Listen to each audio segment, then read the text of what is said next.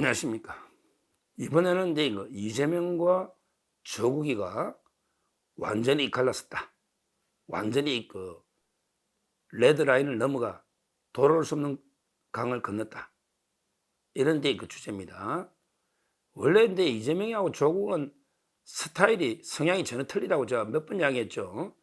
조국이는 이제 오히려 문재인하고 좀 비슷한 스타일이고요. 둘이는 이제 이재명하고 틀려요. 조국이는 그래도 이게 그 나름대로 몰락한 옛날에 치면 이게 몰락한 양반 집안 그래도 이게 뼈대 있다고 저는 생각할 거야. 지금 이게 아버지가 망하고 뭐 상속 재산이 영원이고 웅동학원이 개판됐지만 옛날에는 그게 사업도 잘하고 학원 재벌로 이게 부티나게 자랐을 겁니다.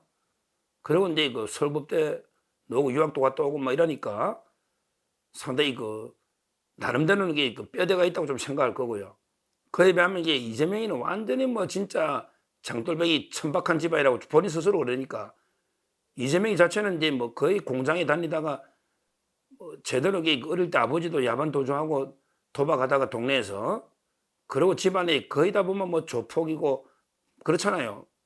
그러니까 완전히 그 다르기 때문에 사법고시 하나 붙었다는 거 빼고는 이재명하고 이게 그 조국이는 달라요. 그러니까 이제 스타일 기질이 다르기 때문에 원래 이제 그 물과 기름처럼 화합이 어려운데 최근에 그 완전히 이제 갈라선 분위기입니다. 특히 이제 그 탄핵을 기점으로 완전히 갈라선 것 같아요. 조국이는 절박하죠. 조국이는 이제 어차피 이번에 직권은 못 하거든요. 이번에 조국이는 다음을 기약하지 이번에는 어차피 이재명 차례라고 직권은 그렇게 생각할 거예요.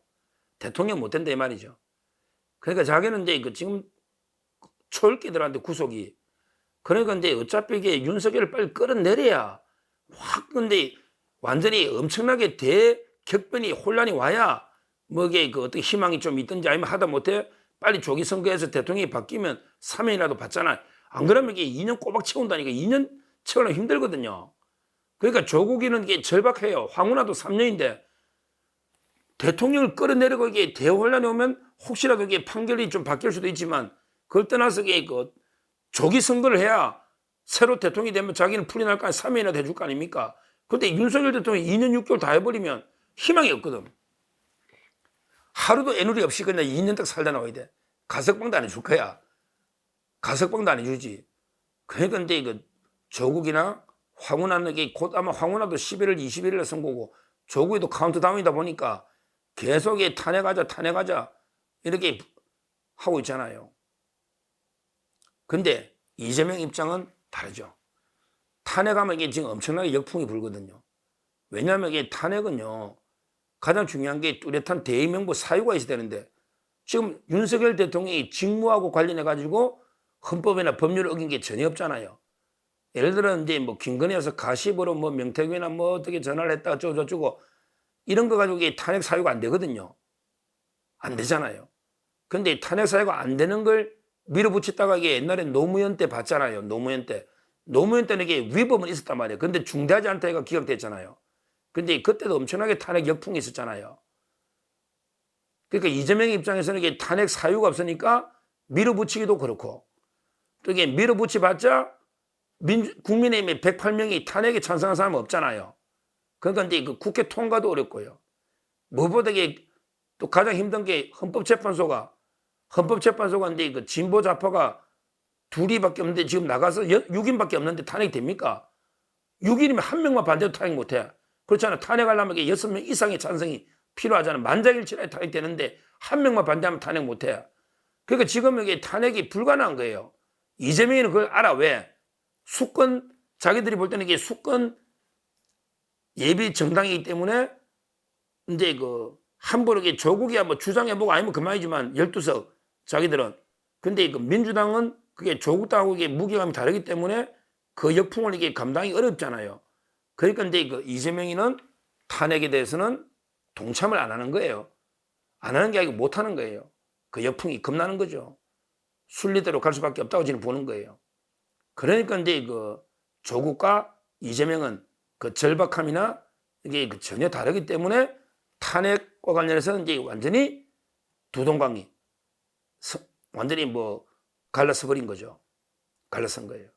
물론 이제 그 이재명이도 뭐 탄핵은 못해도 이제 자기 방탄을 해야 되잖아, 방탄. 그러니까 이제 그 아마 대규모 장애 집회를 한다거나 아니면 이제 김건희에서 특검법 가지고 맞불을 놔가지고 일단 이게 그 시간을 끄니까 1심이 놓으면 저는 1심이 당선 무효에 놓는다 보거든요. 그러면 이게 그 동료가 생기잖아. 이 동료를 차단하면 되거든. 왜 2심, 3심도 시간 끌면 되니까. 이재명이는 시간 끌기니까.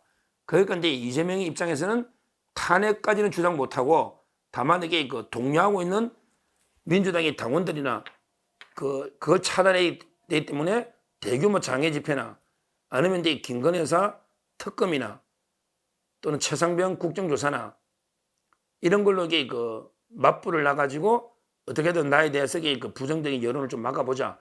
이게 이재명의 전략이기 때문에 지금 이재명하고 조국이는 완전히 그 입장이 다른 거예요. 그리고 이제 그 금투세 같은 것도 그래요. 금투세도 이제 조국 입장에서는 선명하게 나가야 되니까 금투세 이거는 세금을 부과해야 된다고 계속 보는 거죠.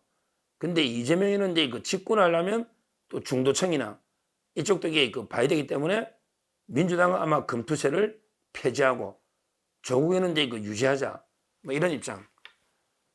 한마디로 이게 조국이는 절박하면서 선명하게 더 좌파 쪽으로 가야 되겠다. 선명하게. 그러면서 이게 민주당 보고 야 너거는 이게 그 보수적 실용주의자냐?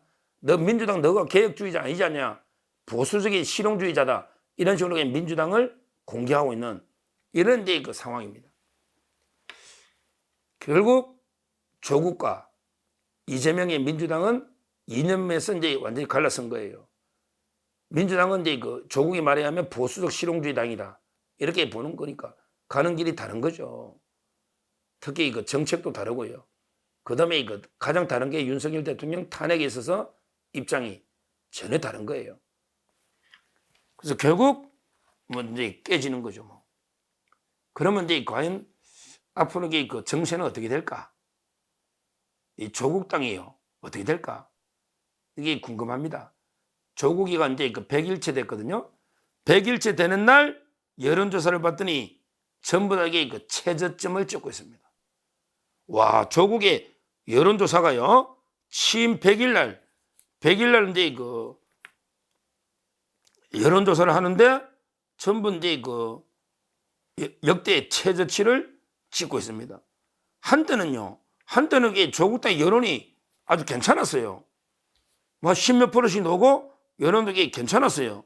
근데 지금은 거의 뭐 이게 그 최저치로 요즘은 한 6%에서 이제 그 7% 이런 식으로 지지율이 폭락하고 있습니다.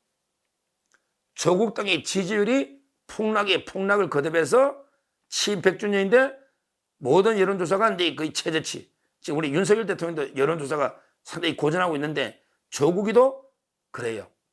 그런다고 해야 뭐 민주당이 좋은 것도 아니지만 그래서 이제 그 상당히 조국 당은 존폐의 기로에 처해 있다. 저는 이렇게 보는데 아마 이제 그 제 생각에는 거의 역사 속으로 사라질 것 같아요.